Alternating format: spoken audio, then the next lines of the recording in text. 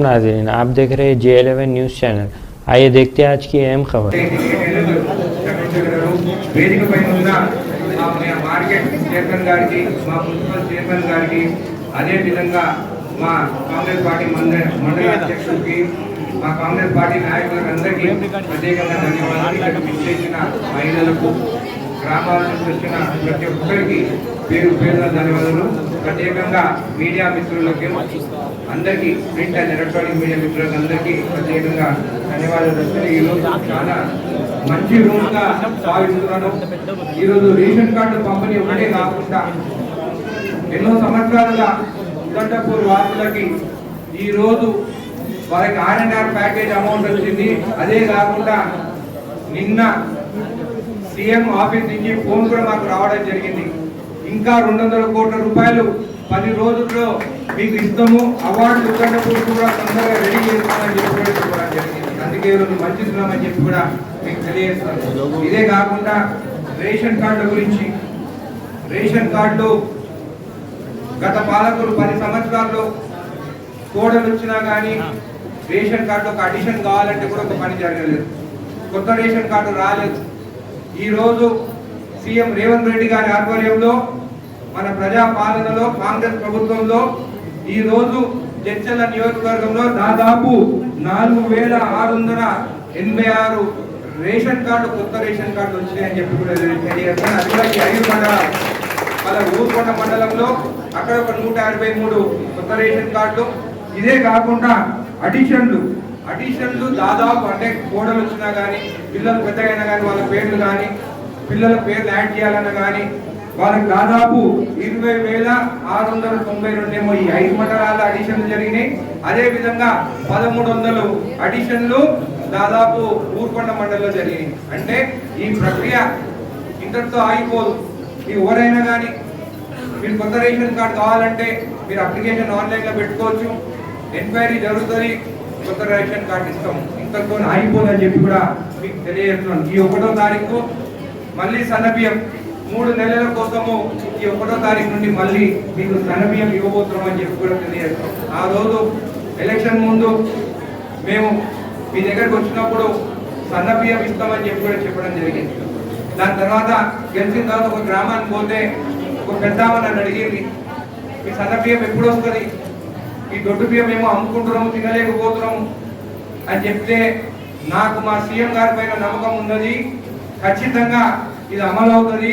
ఉత్తమ్ కుమార్ రెడ్డి గారు, civil supplies minister గారు మంచి అడ్మినిస్ట్రేషన్ తోని ఈ రోజు ప్రతి గ్రామంలో ఏ పార్టీ చూడలేదు, ఎవరిని చూడలేదు, వాళ్ళకి రేషన్ కార్డు రావాలా వద్దా, ఇయ్యాలా వద్దా, వాళ్ళ అర్హులు ఉన్నారా కాదా అని చూసి ఇచ్చినాం. కానీ ఎక్కడ కానీ ఏ పార్టీయా వాళ్ళ వీళ్ళని చూడలేదు. అధికారులు అందరికీ అభినందనలు. మంచి కార్యక్రమం ఇది.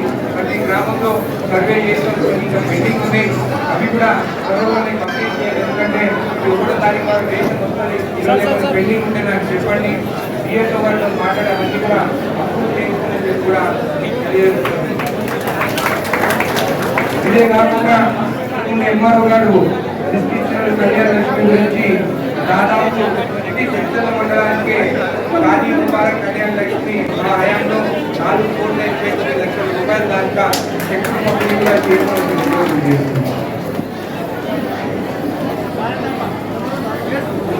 నిన్న కాకుండా మాజీ ఎమ్మెల్యే ఏదైనా మాట్లాడారు, సృష్టిగా మాట్లాడాలని ఇక్కడే మాట్లాడారు. ఎందుకంటే కలెక్టర్ గారు ఇంటికి ఉదండపూర్ వస్తా మనకు ప్లాట్లను పట్టా సర్టిఫికేట్ ఇస్తామని చెప్పి నేను కలెక్టర్ గారిని ఆహ్వానించాను. నాకు కూడా అక్కడ రాబోతుంది కాబట్టి ఇక్కడే మాట్లాడేస్తాను. ప్రతి దానికి సమాధానం ఉన్నది. వాడు ఎప్పుడైనా కానీ ముందు నిలబడతాడు, నా కార్యకర్తల ముందు నిలబడి యుద్ధం చేస్తాను. కానీ ఆయన కార్యకర్తలను ముందు పెట్టి, పేట్ వాళ్ళని ముందు పెట్టి, పేటిఎం వాళ్ళని ముందు పెట్టి వెనకాల నిలబడి భజనలు వింటుంటాడు. అలాంటి నాయకుడు ఆయన. సంతకం పెట్టలేదు అన్నాడు, సంతకం పెట్టిండు. అది 14 పేజీల రిపోర్టు. ఖచ్చితంగా సపరేట్ గా ప్రెస్ మీట్ పెడతారు. చర్చల్లో ఆయన హయాంలో, ఆయన 99లో ఇండిపెండెంట్ గా నిలబడ్డాడు, 24లో కాంగ్రెస్ పొత్తుతో గెలుస్తాడు, 2004లో 2009లో టీడీపీకి సపోర్ట్ చేసినాడు. మరి 2014లో గెలిచిండు, మినిస్టర్ అయ్యిండు. 2018లో గెలిచిండు, తిరిగి తప్ప పనులు చేయలేదు. సంవత్సరంన్నర ఎలక్షన్ కన్నా ముందు పనులు చేయకుండా ఎలక్షన్ ప్రిపరేషన్ చేసిండట. ఓడిపోయిన తర్వాత ఈ రోజు వచ్చి రోడ్ల మీద కూర్చొని హాస్పిటల్లో డాక్టర్లు ఎందుకు లేరు అని అడుగుతున్నాడు. మళ్ళీ ఆయన అసమర్థ ఎమ్మెల్యే అనంతా హెల్త్ మినిస్టర్ గా ఉండి ఆయన హయాంలో 100 బెడ్ హాస్పిటల్ కంప్లీట్ కాలే, తీసుకొచ్చి నాలాలో పెట్టినోడు. నాలాలో పెట్టింది కాకుండా మళ్ళా పైనుంచి స్టాఫ్ లేదని నన్ను అడుగుతున్నాడు. మళ్ళీ నువ్వు ఆ రోజు హరీష్ రావును తీసుకొచ్చి జడ్చల ఎలక్షన్ ముందు 2 నెలల ముందు హాస్పిటల్ ఓపెన్ చేసినావు కదా, ఆ రోజు స్టాఫ్ ఎందుకు తీసుకురాలేదని చెప్పి అడుగుతున్నారు. గత ప్రభుత్వంలో డాక్టర్ల స్టాఫ్ రిక్రూట్మెంట్ లేదు. నేను వచ్చిన తర్వాత నర్సులు లేదంటే 22 మంది నర్సులని ఇక్కడ అపాయింట్ చేయించినారు మన జడ్చల హాస్పిటల్. అదే కాకుండా డాక్టర్లు కావాలన్నారు. ఆ అసమర్థ ఎమ్మెల్యేలు ఒకటే అడుగుతున్నారు, హాస్పిటల్ మారినప్పుడు ఆ లెటర్ పైన అది 100 పడకల హాస్పిటల్ అని రాసి ఉందా, 30 పడకల హాస్పిటల్ రాసి ఉందా అని అడుగుతున్నాను. నేను ఎప్పుడు వ్యక్తిగతంగా మాట్లాడాను. నువ్వు మా అన్నం తిడుతీవి, మా అమ్మ గురించి మాట్లాడుతీవి. నేను కేవలం మాట్లాడింది హాస్పిటల్ ముందు మీ అక్క పేరు మీద, మీ మేనల్లుడి పేరు మీద గవర్నమెంట్ భూమి, అసైన్ భూమి కొన్నారు కదా, అది తప్పు కదా అని మాట్లాడినాను. దాన్ని ఎన్ఓసి చూపి అని చెప్తున్నాను, అది కూడా చూపించలేకపోయినాను. నేను అడిగింది ఎవరి కోసం? మీకోసం. మెయిన్ రోడ్ నుంచి హాస్పిటల్ పోవాలంటే రోడ్ లేదు, కిందికి పోయి నాలాల నుంచి తిరుక్కొని పోవాలి. ఈ అసైన్ భూములు మీరు కొని తప్పు చేస్తారు, అవి రిటర్న్ చేయాలని నోటీసులు పంపిస్తే మొత్తం డాక్యుమెంటేషన్ ఎంఆర్ఓ ఆఫీస్కి ఇవ్వకుండా కోర్టుకు పోయి కోర్టు చుట్టూ మనం తిప్పాలని చూస్తున్నాడు. కానీ భూమి ఎంత చేయాలనే మా ఆలోచన మాత్రము ఆ మాజీ ఎమ్మెల్యేకి లేదు. మా వాళ్ళు ఏం తప్పు చేసిందో చూపించమన్నాడు, అన్ని చూపిస్తా. నువ్వు సంతకం పెట్టలేదన్నావు, సంతకం పెట్టింది చూపించిన, అది కూడా 14వ పేజీ చూపించిన, ఇంకా 13 పేజీలు చూపించలేదు. చూపించినావంటే నేను చూపించినానంటే నువ్వు ఇంకా జడ్జల కూడా రావు, ఎక్కడ పోయి దాచుకొని అక్కడే ఉండిపోతావు. ఇంకా నీ జన్మలో నువ్వు ఎమ్మెల్యే కాలేవు. నా పేరు ఎందుకు తీసుకుంటున్నానని చెప్పి మా వాళ్ళకి ఫోన్ చేస్తాడు, చెప్పు ఎమ్మెల్యేకి నా పేరు తీసుకోవద్దని చెప్పి. నువ్వు గానా వచ్చేసారికి ఎమ్మెల్యేగా నిలబడవు అని చెప్పు, నీ పేరు అసలుకే తీసుకో. నువ్వు నిలబడుతున్నా ఖచ్చితంగా తీసుకుంటాను. ఏదో ఒకటి నీ వాళ్ళకు కూడా చెప్పు, నీ వెనకాల తిరిగేటోళ్ళు వెనకాల నుంచి నీ కత్తి పొడవాలని 10 మంది తిరుగుతున్నారు, వాళ్ళు కూడా చెప్పు నువ్వు నిలబడవా. ఒక్కటి మాత్రం మాటిస్తున్నా, మాట ఇస్తే పని చేస్తాను. సినిమా డైలాగ్ కొట్టుకుంటా తిరుగుతున్నా అని చెప్తుండు. నాకు సినిమా డైలాగులు రావు, నా మనసుకి ఏం వస్తుందో అదే మాట్లాడతాను, ఏది నిజమో అదే మాట్లాడతాను, ఏది చేస్తానో అది చేసి చూపిస్తాను. మున్సిపాలిటీ మొత్తం జడ్చల మున్సిపాలిటీ మొత్తం సర్వనాశనం చేసింది లక్ష్మారెడ్డి అని చెప్పి మీకు తెలియజేస్తున్నాను. ఆధారాలతో సహా బయటికి తీసుకొచ్చి చూపిస్తానని చెప్పి కూడా తెలియజేస్తున్నాను. ఇంకొకసారి నన్ను శివరాజకీయాలు చేస్తున్నాను అన్నావు, మీడియా మిత్రులకు అందరూ తెలుసు.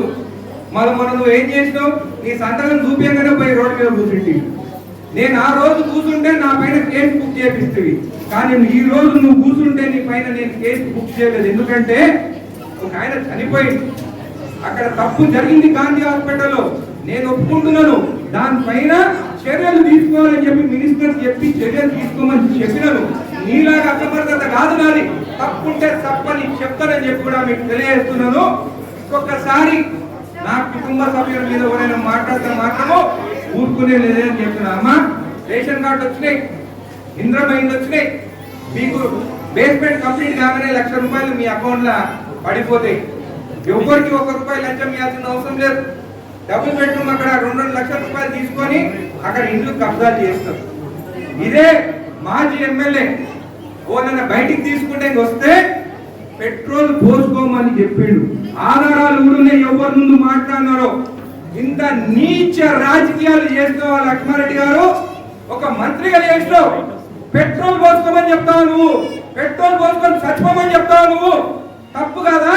గవర్నమెంట్ డబుల్ బెడ్రూమ్ ఇండ్లు బయట వాళ్ళు వచ్చి చర్చల వాళ్ళు కాదు, బయట నుంచి వచ్చిన వాళ్ళు కబ్జా చేస్తే వాళ్ళని బయటికి పొమ్మని చెప్తే పెట్రోల్ పోసుకోమని చెప్తావా? ఇంత నీచ రాజకీయాలకి దిగజారని అడుగుతున్నాను. నువ్వు పెట్రోల్ అయినావు కాబట్టి బతికిపోయినావు. నాకన్నా చిన్నగా ఉండటం మాత్రం నీ అంతు చూస్తున్నానని చెప్పి కూడా తెలియజేస్తున్నాను.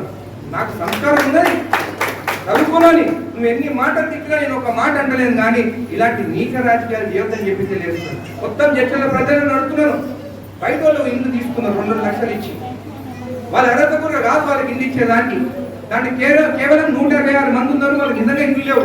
వాళ్ళకి ఆ రూమ్ ఇల్లు డబుల్ బెడ్రూమ్ అలాట్ చేస్తాం, కానీ కావాలని చెప్పి అమ్ముకొని బయట వాళ్ళు ఎక్కడో వనపట్టుకోలో ఎక్కడో బయట వచ్చి కబ్జా చేస్తుంటే నువ్వు చూస్తూ ఊరుకున్నావు అని చెప్పి అడుగుతున్నాను. ఈరోజు నేను బయటికి పంపించాలంటే పెట్రోల్ పోస్తుంది కావాలంటున్నావు. అంటే నీ రాజకీయాల కోసము పేదవాళ్ళని బలి తీసుకోవాలనుకుంటున్నావా? ఎట్టి పరిస్థితిలో ఇండ్లు రావాల్సిన వాళ్ళకి అక్కడ ఇండ్లు వస్తే ఎవరైతే దొంగతనంగా అక్కడ ఇండ్లు తీసుకున్నారో వాళ్ళపైన చట్టపరంగా కేసులు పెడతామో వాళ్ళని బయటికి ఎలగొడతామని చెప్పి కూడా నేను తెలియజేస్తూ మీ అందరి సహకారం కావాలి. చర్చల నియోజకవర్గంలో ఇలాంటి చిల్లర రాజకీయాలు చేసే వాళ్ళని తరిమి కొట్టాలని చెప్పి మీకు తెలియజేస్తూ ధన్యవాదాలు. हमारे चैनल को लाइक कीजिए, सब्सक्राइब कीजिए, शेयर करना ना भूलें।